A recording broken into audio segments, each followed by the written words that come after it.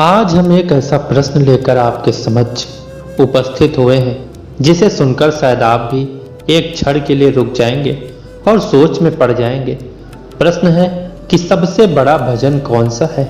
क्या वह भजन जिसे हजारों लोग एक साथ मंदिर में गाते हैं, या वह भजन जिसे प्रसिद्ध गायकों ने गाया और करोड़ों लोगों ने सुना, या फिर वह भजन जिसे आप रोज सुबह बजाते हैं लेकिन मन वहां नहीं होता। हम आज उस भजन की परिभाषा को समझेंगे जो केवल कानों से नहीं, आत्मा से सुना और जिया जाता है, जो शब्दों से नहीं, जीवन से गाया जाता है। दोस्तों, भजन शब्द की उत्पत्ति भज धातु से हुई है, जिसका अर्थ है सेवा करना, प्रेम करना और जुड़ना। नारद भक्ति सूत्र में कहा गया है, सब परम प्रेम रूपा। भक्ति यानी परा प्रेम ही भजन का मूल है। भजन केवल गाना नहीं है, भजन मन का गायन है, भजन हृदय की पुकार है। भजन वह है जब अहम गल जाए और केवल हरि शेष रह जाए। बहुत लोग कहते हैं हम तो रोज भजन सुनते हैं, पर सुनना और जपना दो अलग अलग चीजें हैं। एक भक्त तुलसीदास जी के पास आया और बोला, मैं तो रोज सुंदरकांड सुनता हूँ, फिर भी जीवन में शांति नहीं है। तुलसीदास जी बोले, तू सुनता है कानों से, करता कुछ और है। सुंदरकांड तेरे भीतर नहीं उतरा है। जब राम का नाम तेरे हृदय की धड़कन बन जाएगा, तब समझना कि भजन हुआ है। सच्चा भजन वही है जो आपको बदल दे। कबीर कहते हैं, भजन करो रे भाई साधो, ना जाने काल कबहु आओ।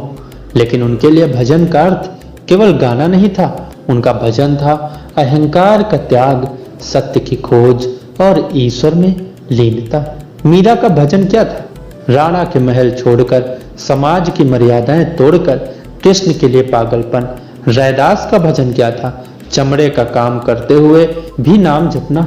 संतों के लिए भजन कोई माइक नहीं, मन का एकांत है। तो प्रश्न की ओर लौटते हैं कि सबसे बड़ा भजन है क्या?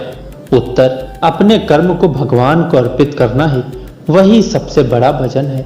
जो माँ रसोई में रोटी बनाते हुए भी राम राम कृष्ण कृष्ण जप रही है, वह भजन कर रही है।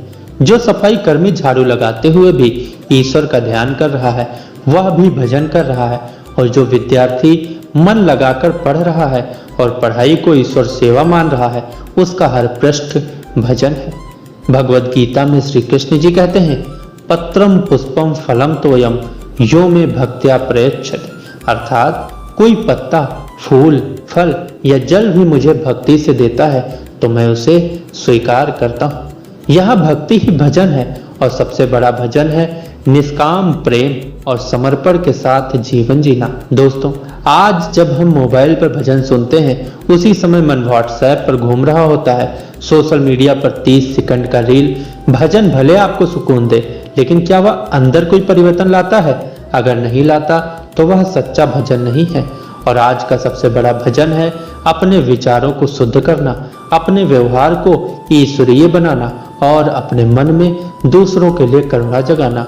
सबसे बड़ा भजन न स्वर में है, न लय में, न शब्दों में, वह तो सच्चे हृदय से प्रभु की ओर बढ़ने में है। जब आप अपना हर कर्म भगवान को समर्पित करके करते हैं, तो आपकी पूरी जिंदगी ही भजन बन जाती है। आइए आज से निर्णय लें, हम गाएंगे नहीं, जिएंगे भजन।